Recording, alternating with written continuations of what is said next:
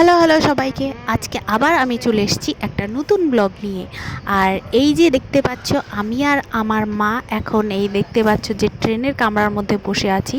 এখন বাজে ভোর 4টা কি 4:30 হবে এরকম বাজে, কারণ এই সময় আমাদের ট্রেন ছিল। তো এটা হলো উত্তরবঙ্গ এক্সপ্রেস, এখানে চড়ে আমরা যাচ্ছি শিলিগুড়ি। হ্যাঁ, সাথে আমার হাজব্যান্ড, আমার মা বাবা, আমরা চারজনে মিলে গিয়েছিলাম শিলিগুড়িতে একটা বিশেষ দরকারে।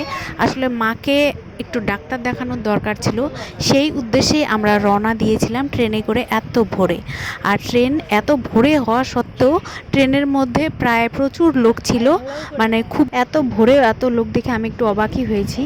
যাই হোক, তারপরে আমরা দেখতে দেখতে যখন সকাল হয়ে গেল, একটু ঝালমুড়ি কিনে খেয়েছিলাম, কারণ ততক্ষণে আমাদের সবারই পেটের মধ্যে ছুঁচো একদম দৌড়াচ্ছিল।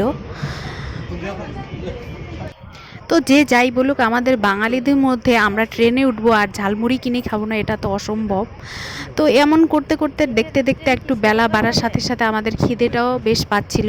তো আর আমরা সাথে করে বাড়ির থেকে শশা নিয়ে এসেছিলাম। আর শশাটা এত কচি ছিল যে কি বলবো। আসলে এই শশাটা আমার মামা দিয়েছিল, মামা মামি। এত কচি শশা, বাড়ির শশা, যে অসম্ভব সুস্বাদু আর কচি ছিল।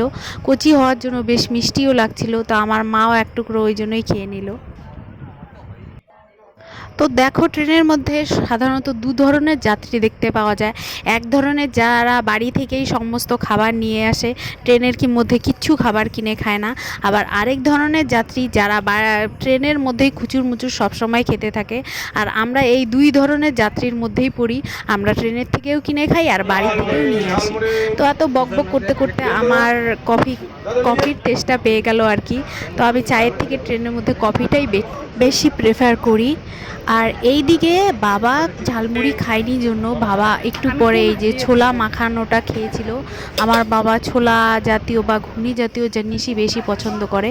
আর আমার হাজব্যান্ডও সেই সময় ঝালমুড়ি কিনে খায়নি, তাই জন্য বাবা ওকে একটু ঝালমুড়িও কিনে দিল। আর ও বেশ রসিয়ে রসিয়ে চষিয়ে চষিয়ে খাচ্ছিল, যেটা ও সবসময়ই খায়। আর আমি সবসময় ওর খাওয়ারই ভিডিও করি, এই জন্য ওর অনেক কমপ্লেন আছে। আর আমার একবার কফি খেয়ে মন পোষায়নি, তাই জন্য আমি দ্বিতীয়বার আবার কফি কিনেছি। আর আবার কফিটা বেশ রসিয়ে কষিয়ে খাচ্ছি। আর এই দিক দিয়ে দেখো, আমরা প্রায় শিলিগুড়ির কাছাকাছি চলে এসেছি। আর এখন এই সুন্দর নদীটা আমরা পার হচ্ছি।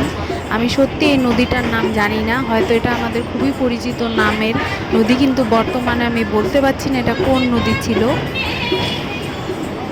সম্ভবত এটা তিস্তা ছিল, কিন্তু আমরা শিলিগুড়ির অনেকটাই কাছে চলে এসেছি। এরপরে বিভিন্ন ধরনের সুন্দর সুন্দর দৃশ্য আমরা ট্রেনের দুপাশ দিয়ে দেখতে পাবো। আর এই জন্যই আমার বাবা এই ট্রেনটাই সিলেক্ট করেছিল। এই ট্রেনটা একটা ফরেস্টের মধ্যে দিয়ে যায়, যেখান দিয়ে অনেক সময় হাতিরও দেখা পাওয়া যায় বা বিভিন্ন বন্য পশুর দেখা পাওয়া যায়। দেখতে দেখতে দেখো, আমরা চলে এসেছি সেবক স্টেশনে। আর স্টেশনটা এত সুন্দর, এত কিউট, কি বলবো। এখানে যদিও কাজ হচ্ছিল ট্রেন স্টেশন সংস্কারের মনে হয়, কিন্তু খুব ভালো লাগছিল। একটা নির্জন স্টেশন, যেটা পাহাড়ের কাছাকাছি অবস্থিত। আর এখানে মানুষজন এতটা কম থাকা, আর এই সময় পরিবেশটাও খুব সুন্দর ছিল, তাই ভীষণ সুন্দর লাগছিল এই স্টেশনে। এই ট্রেন যাত্রাটার মেন উদ্দেশ্যই আমাদের এই ফরেস্টের মাঝখান দিয়ে যাওয়া। বিভিন্ন জীবজন্তু যদি কপালে থাকে তাহলে অবশ্যই দেখতে পাবো, এই আশাতে অনেকেই এই ডেস্টিনেশনটাই চুজ করে। যদি আমরা সেই উদ্দেশ্যেই করেছিলাম, আমরা দুটো ময়ূর ছাড়া আর কিছুই দেখিনি, আমাদের ভাগ্য খারাপ ছিল। তো এইভাবে দেখতে দেখতে আমরা পৌঁছে গেলাম শিলিগুড়ি। আর সেখান থেকে আমরা পৌঁছে গেলাম আমাদের নিজস্ব ডেস্টিনেশনে। আর এখানে আসার পরে দেখো, আমরা একটা ডাক্তারের চেম্বারে এসেছিলাম, যিনি শিলিগুড়ির বেশ বিখ্যাত ডাক্তার। তো সেখানেই আমার মা বসে আছে। আর এখানে আমার এক মামাও এসেছিল, আমার মায়ের ভাই, আর আমরাও ছিলাম। তো এখানে ওয়েটিং রুমে বসেছিলাম। তো আমার মায়ের শরীরটা ভালো ছিল না জন্যই আমি মায়ের কিছু ক্লিপ এভাবেই নিয়ে নিয়ে রেখেছিলাম, পরে মাকে দেখাবো বলে। তো এখানে দেখো, আমার মাকে বেশ সুন্দর লাগছে দেখতে, একদম কিউট কিউট লাগছে, তাই জন্যই আমি এই ক্লিপটা এখানে দিলাম। আর এই যে আমার সেই মামা, যার সাথে আমার মা বসে গল্প করছে, ইনি আমার মেঝো মামা হন, যার বাড়ি এই শিলিগুড়িতেই। ব্যবসার সূত্রে, কাজের সূত্রে সে এখানেই থাকে। তো আমাদের সাথে দেখা করতে এই মামা এখানে এসেছিল। আর আমাদের একটু ডাক্তারের চেম্বারে একটু অসুবিধা হচ্ছিল, ওই জন্য। তো এখানে বাইরে বসে বসে ওয়েটিং করতে করতে সন্ধ্যা হয়ে গেল। আমরা আমাদের কাজ সব মিটিয়ে আমরা যে হোটেলটায় ছিলাম সেখানে চলে এসেছি। তার সামনেই একটা ধাবা ছিল, যেখানে সন্ধেবেলা আমরা একটু চা খেয়ে নিলাম, চা বিস্কুট খেয়ে নিয়েছিলাম।